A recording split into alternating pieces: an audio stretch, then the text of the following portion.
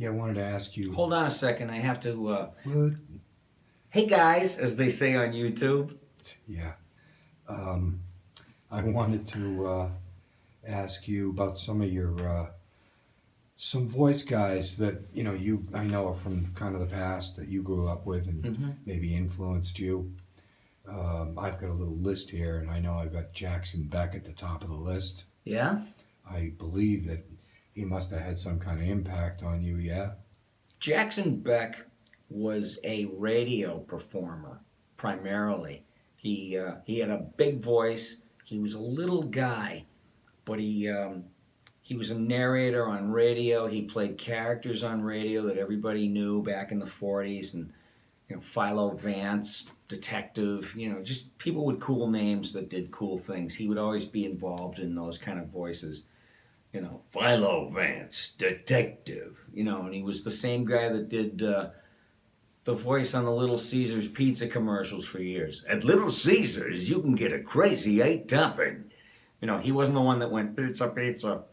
That was somebody else. But that voice. He was the voice of Bluto for many, many years on the Popeye cartoons. And he inspired me because he was committed. Like he would be like a madman doing Bluto and that laugh, that really sinister kind of laugh.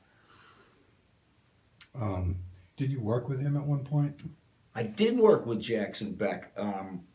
This was when I was doing the Nicktoons, one of which was Doug, and the others were Ren and Stimpy, and I think Rugrats might have been thrown in there, but it was a commercial about fruit roll-ups. That snack that you'd have. It was a fruit roll-ups commercial with the Nicktoons in it, and he narrated it. But we had an interesting conversation.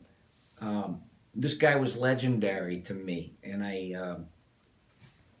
I remember one time when the Comedy Channel started, and one of the characters that hosted shows on there, he was a guy who played a detective, like a comedic detective named Tommy Sledge.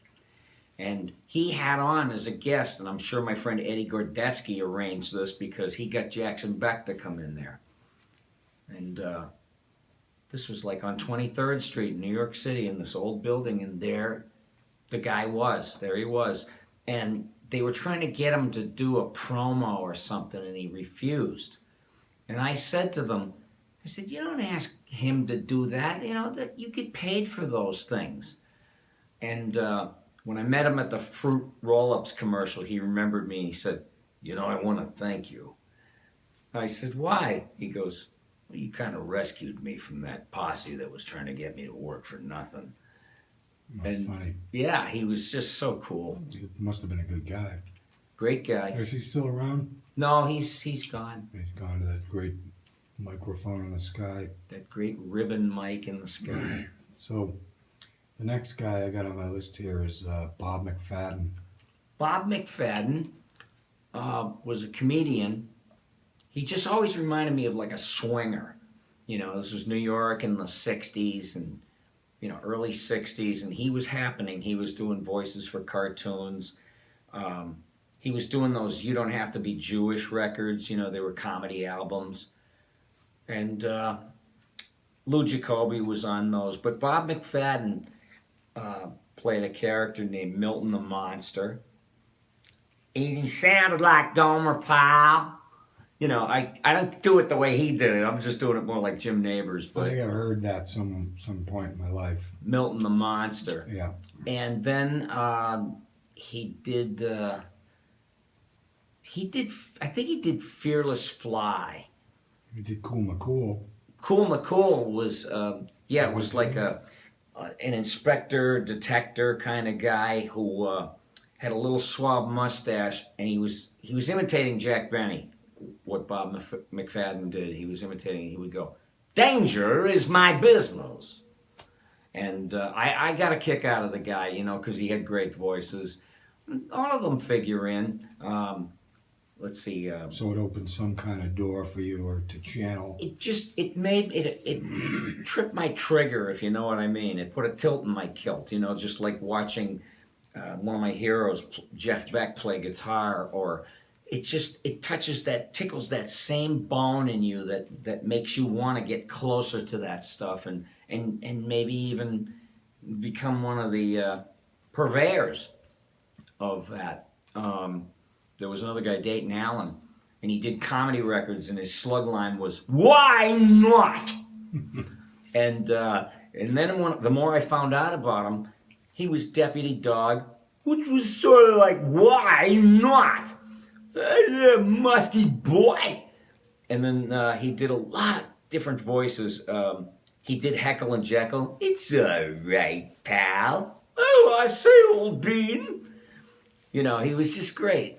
The polite You can crows. see I'm still tickled to death by thinking about these people. I haven't thought about those in a while. I know. Yeah. Got Dawes Butler on here. Dawes Butler, you know his voice.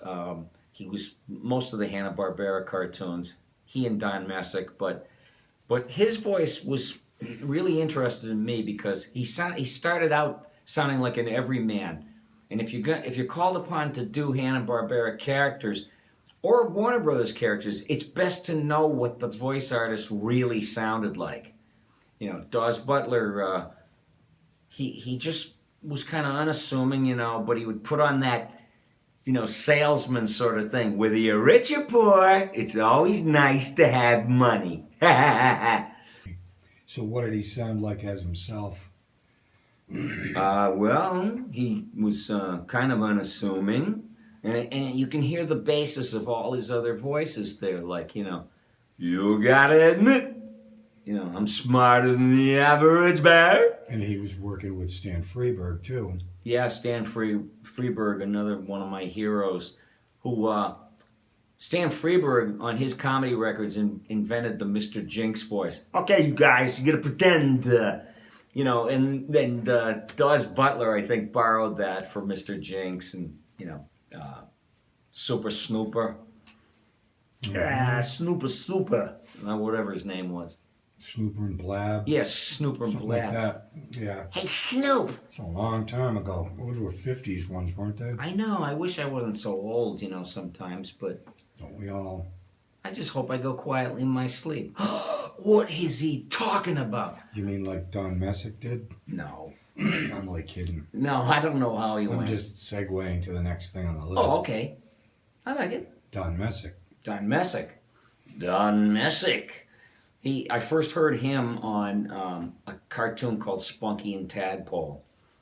And it was a strange cartoon. It was this normal looking young kid, and then this thing that looked like a bear. And I guess he was Tadpole. And he'd go, I'll say we're in trouble. But it didn't sound like Don Messick to me. Don Messick joined Dawes Butler on a cartoon called Rough and Ready. I remember that one. And it was his recycled Huckleberry Hound voice, the one he used for Smedley in the Woody Woodpecker cartoons, like, that penguin's getting on my nerves. You know, and... Wasn't there one, a Tex Avery one, and it was this weird echo? yeah, it was an like a alligator, and corn he'd go, that boy's getting under my skin. That boy. What was that? It was an experiment that failed. It's really stoogey. It was, but you know what? Inexplainable. Unexplainable. But I mean, you think about it to this day. Yeah, it's true. It's true. It's stuck in my head. But Don Messick were people like Boo Boo Bear. The Ranger isn't gonna like this, Yogi. And screw him. Did Dallas McKinnon mean anything to you? Yeah. Or was it cheese? A little bit. I only remember him from a couple of things. He played Buzz Buzzard in the old Woody Woodpecker cartoons, and he did the voice of Archie in the That's what Archie I remember, cartoons. yeah. Reggie. Yeah. You know, it was kind of cheesy, I guess, but I met him once. He looked like a lost explorer. He had this long ZZ Top beard, and he wore a pith helmet. And June Foray. Popping around Hollywood like that? Well, June Foray was getting her star on Hollywood Boulevard, so I show up down there and I run into Dallas McKinnon. That's funny. Yeah. Yeah, you never know who you're going to run into down there. No. How about Hal Smith? Hal Smith, if you don't know who he is, he was the voice of the dad on Davy and Goliath cartoons, He was Goliath. and he was Goliath too. Davy. Yeah. But he was Otis the Drunk in Mayberry. Otis the Drunk on Mayberry. So it shows you what a great actor he was. He was so natural as an actor, and his voices bore that out as well. Which is also smart because they knew what to do with him. They knew You know, exactly how to use him. Sure. What to use him for. Well, he had quite a toolbox at his disposal. Yeah, most of it hanging off his chest. I He think was rotund, That's right. corpulent. I can't say fat anymore because you'll get in trouble. You can say Rubenesque. Yeah, Rubenesque, Portly. portly. Larry Storch. Larry Storch was an interesting guy because he kind of started out as an impressionist. He had a nightclub act or something. He had a nightclub act, Yeah. and he was one of those strange, eccentric guys that he had to puke before every performance. He couldn't go out on stage unless he puked backstage. Poor bastard. Well, he probably thought, if I get sick out there, it's all over. I gotta get rid of this bag. Yeah, but what a way to fly, man. I mean, but he did Phineas J. Whoopi on the Tennessee Tuxedo cartoons. He played like he would do voices of those old mad scientists and stuff, and it turned out to be like Mr. Whoopi or the Wizard of Oz. You know, the one that would say, "Well, why didn't you say so?" Mm-hmm. You know, those kind of crack-brained old guys. He did Groovy Ghoulies. He did the Groovy Ghoulies. He did probably the Werewolf. I think, oh, he's Weirdo Wolfie. Yeah. Yeah, and of course, if you ever saw this show F Troop, go on YouTube and just look up F Troop, and you'll see him. They knew what to do with him. He was just so damn funny. He was. Oh, he invented the Cary Grant impression. That's right. Yeah. I thought Goober did from Andy Griffith. No. Boy, is that a sub-reference from hell. Goober on Andy Griffith would go, Judy. Well, because idiot Gorma would go, he'd egg him on. Barney, you gotta hear him. He's so funny. Judy. Oh, that in itself was just funny enough. Yeah. It redeemed this goober idea that they had. But Larry Storch, Cary Grant never said Judy. Right. But one night, he was in some nightclub and he just said, I'd like to do now for you, Cary Grant. Judy. You know, and it was just funny because to hear him do that because he was so suave and everything. But that's exactly the take that you would expect after years of watching Cary Grant. Why couldn't he have said that? Because he was blithe. That's how Frank Gorshin would have done it. Yeah. I mean, but he was... Manically, just over the top. Yeah, Cary Grant was blithe, you know, and he could have said, Judy. Mm-hmm. But he didn't. Larry Storch did. You're one of the few people that know Cary Grant's real name. Archie Leach. Archibald, wasn't it? Yeah. When I saw those two big, beautiful bazingas. All right, so last on my list is Don Adams. Don Adams, he was used in cartoons, but he was a stand-up comedian. Back in those days, I think I've talked about it before, back in those days when there wasn't a stage for you to do stand-up on, it was called interrupting somebody's dinner.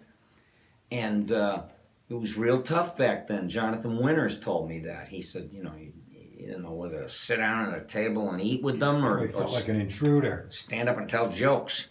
So Don Adams had his impression that he always used, like as Maxwell Smart, he used it in other things like the Bill Dana show. Bill Dana was a comic that would go, my name, Jose Jimenez. And the guy on the show, he was a house detective, Byron Glick. That was played by Don Adams. And he'd say, Byron Glick, house detective. And he would go, what you need is a quart of Glick blood in you. You know, to counter fear attacks. And he had Dr. Smith sitting there, Yeah. working with him as the hotel manager. Jimenez, you know, with that imperious tone of his. All these characters, and he was important, Jonathan Harris, because he wound up doing some cartoon voices. but everybody loved him so much they needed him they wanted to just see him in action. So he would come in and do that voice of his. Yeah, because everybody had like a catch line that you just loved to hear him say. Oh, the pain. What was that goofball that was on Car 54? Oh, Joey Ross. Yeah, he had that gorilla wail. Oh, oh. That was his. Do you mind? Yeah, that's your battle cry or your moniker. Francis. Yeah. Yeah, there's a lot to know about him. Maybe I'll talk about it someday. Yeah, I know about that. He Read was a about wild that. man's wild man. Yeah. But who were we just talking about? We're talking about Don Adams. Oh, and Don Jonathan Adams, yeah. Harris. He said that his impression of Maxwell Smart was a sped up version of William Powell. Oh, okay. That's where you heard it. Nora, this is Asta. Asta, this is Nora. And Very when punctuated. yeah, and when he separate. sped it up, it Yeah. was that, Maxwell Smart. Funny. All right. Well, I think that's all for today. So But that ain't all forever, because I'll be back in this chair next time. it might be a different chair. And I'll say, hey guys, Well, as they say on YouTube. you want to say bye, guys? Bye guys, as they say on YouTube.